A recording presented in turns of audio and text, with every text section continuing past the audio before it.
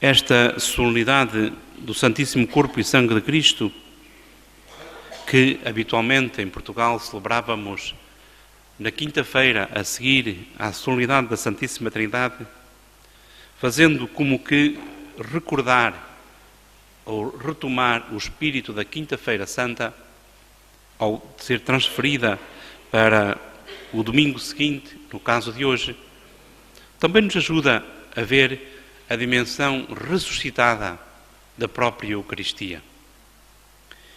Os textos da palavra deste domingo, sim, domingo em que celebramos assim o corpo de Deus, apresentam-nos,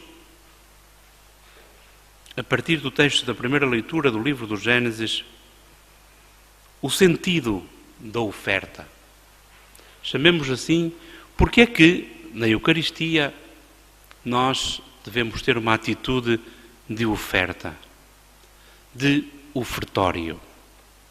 E muitas das vezes nós, que podemos andar por estas coisas assim já há muito tempo, corremos o risco de banalizar as palavras. Porque o momento que faz a transição entre a liturgia da palavra e a liturgia eucarística é, mais que tudo, a apresentação dos dons. Porque o ofertório é aquilo que nós oferecemos. E não deixa de ser interessante que o texto do livro do Gênesis, quando se reporta ao momento em que essa figura misteriosa que é Melquisedeque, essa figura recebe de Abraão a dízima de tudo. E valia a pena perceber o que é que será isto da dízima, porque às vezes, quando se ouve falar da dízima, fica logo tudo muito cheio de picos, porque parece que andamos para aqui a pedir sei lá o quê. Possivelmente nós estamos mal educados no sentido da oferta. Agora, imaginemos isto. Se cada um de nós permitisse a Deus que Ele multiplicasse em função da nossa dádiva, em função da nossa partilha, em razão da nossa consciência, certamente que muita coisa mudava.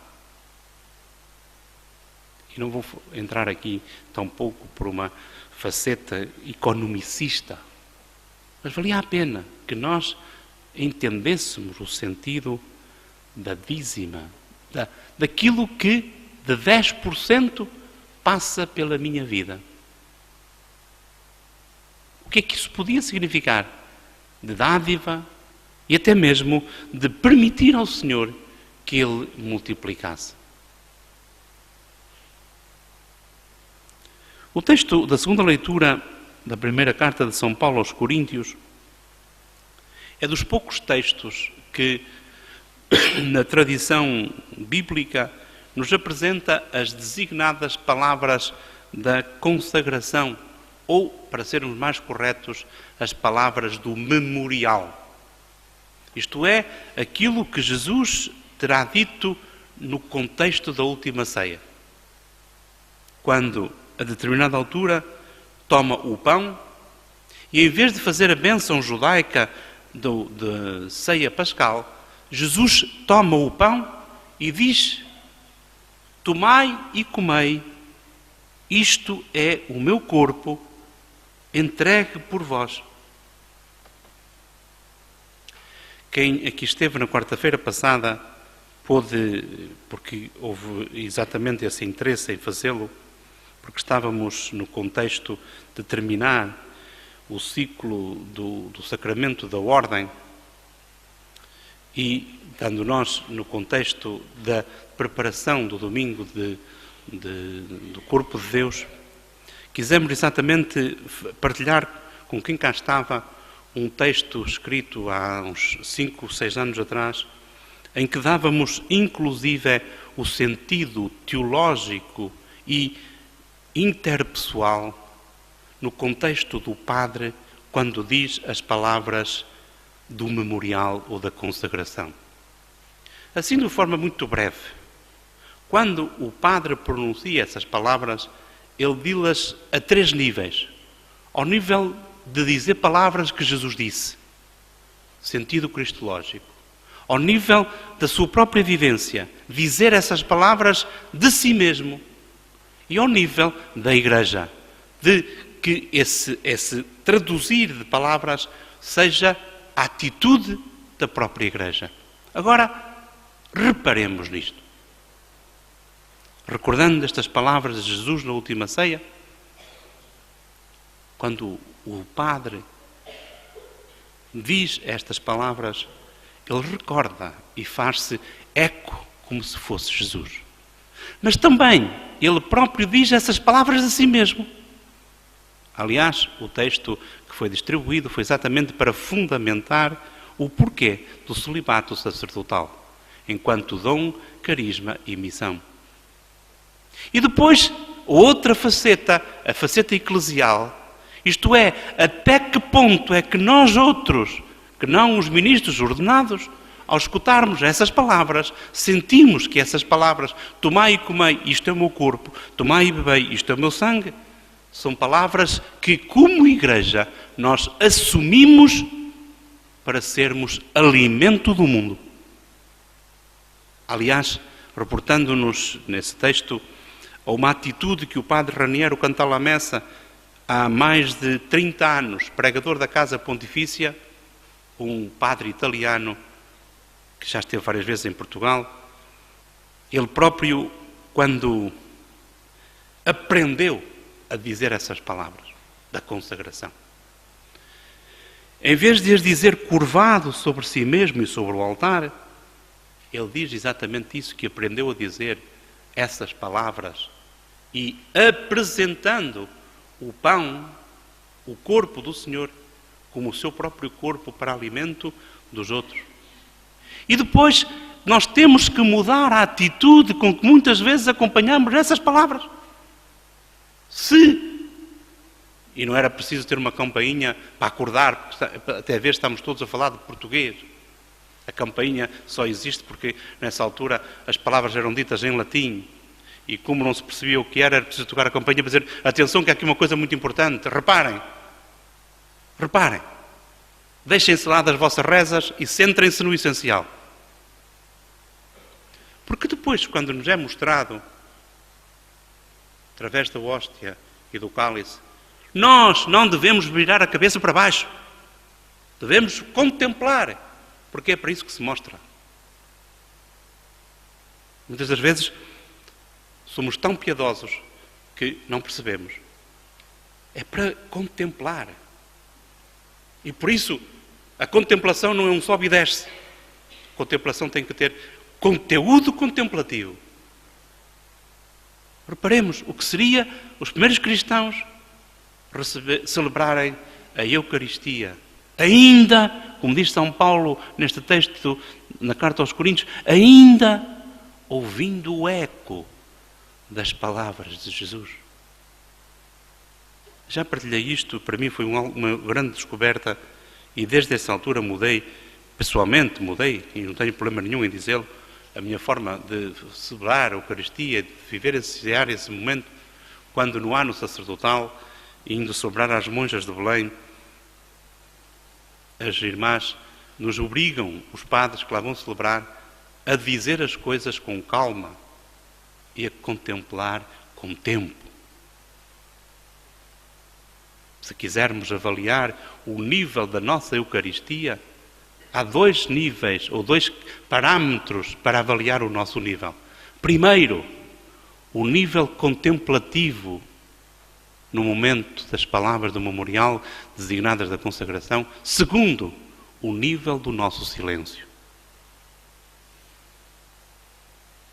Deixo estes critérios para nós próprios avaliarmos como está o nível da nossa Eucaristia. E por último, o texto do Evangelho que nos refere esse momento da vida pública de Jesus, em que ele, estando a ensinar e a curar, era como que cercado por uma grande multidão. E o texto, em todos os textos, nesta primeira multiplicação dos pães, porque outros textos fazem uma primeira e uma segunda, mas normalmente o texto que refere à primeira multiplicação dos pães tem uma precisão. Eram cerca de 5.000 homens.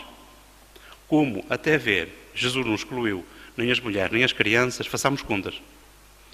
É muito fácil, basta olhar para aqui. Se 5.000 homens, devia estar para aí que é entre 15 a 20.000 pessoas. Portanto, não era uma multidãozita qualquer. Era alguém que procurava Jesus. E Jesus se interessou por aquela multidão que tinha fome. Os discípulos, muito ciosos, sei lá, de estarem com Jesus, mandam-os embora. Nós não temos tempo para eles. Nós já não... E Jesus diz: dá-lhes vós de comer. É isto que, de novo, nos é dito neste século XXI. Nós, cristãos, temos que dar de comer. E não é só o comer do corpo. Porque creio que andamos a entreter-nos excessivamente com o comer do corpo. Dá-lhes vós de comer. E eles dispuseram. São João, nesta narrativa, é mais interessante. Dispuseram o que tinham: 5 pães e 2 peixes. Poderá alguém perguntar: que coisa linda, isso é romântico. Mas é exatamente isso que acontece aqui na Eucaristia. É exatamente isso que acontece quando nós vimos celebrar a Eucaristia. A multiplicação dos pães continua no nosso tempo.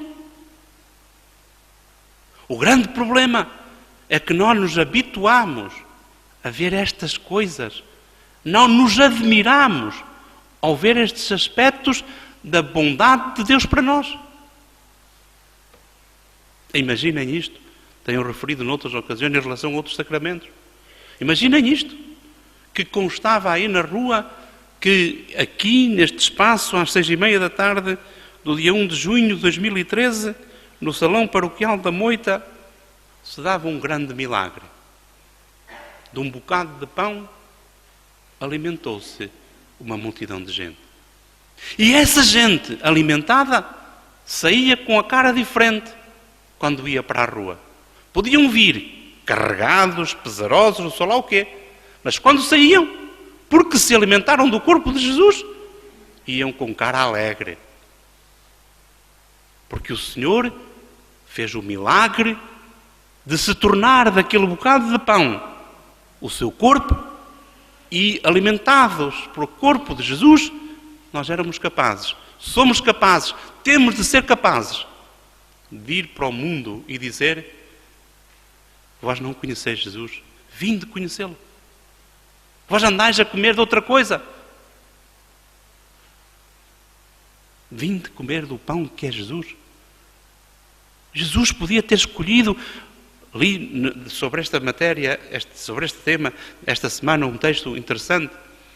Jesus podia ter escolhido outra forma de ficar connosco, de forma mais esplendorosa, mais extraordinária, mas quis ficar da forma mais ordinária, simples, que é na forma de pão e de vinho, de corpo e de sangue. Será que nós acreditamos mesmo que Jesus está no corpo e no sangue, na hóstia consagrada? Será que acreditamos mesmo?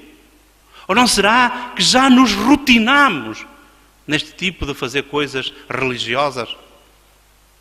Como dizia esse testemunha de Jeová, de alto quadro americano, há uns tempos, há uns anos atrás, quando se converteu ao cristianismo, melhor, ao catolicismo, dizia: vós, católicos, estáis junto da fonte e morreis de sede.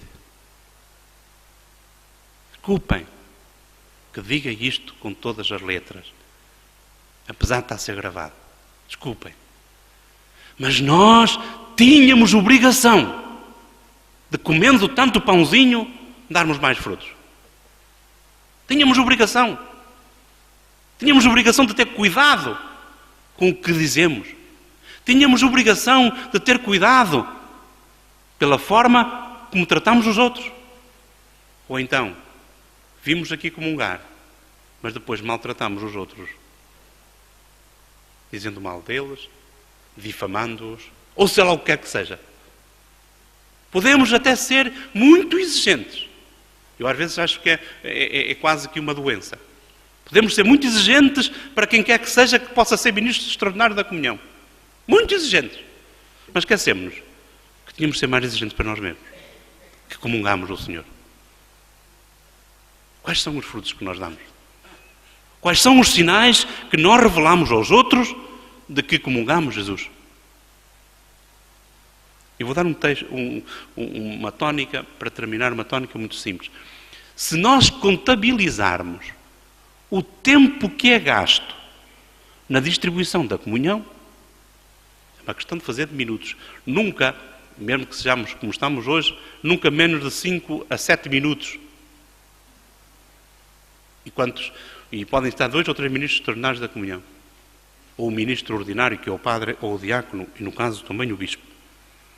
Mas, se contabilizarmos o tempo que nós damos à distribuição do corpo do Senhor, valia a pena perguntar: qual é o efeito que isso tem na nossa vida? Qual é o efeito? Portanto, celebramos hoje a solenidade do corpo e sangue do Senhor. O que é que Ele quer de cada um de nós? Como é que nós vamos poder pôr este corpo e sangue do Senhor em ação na nossa vida?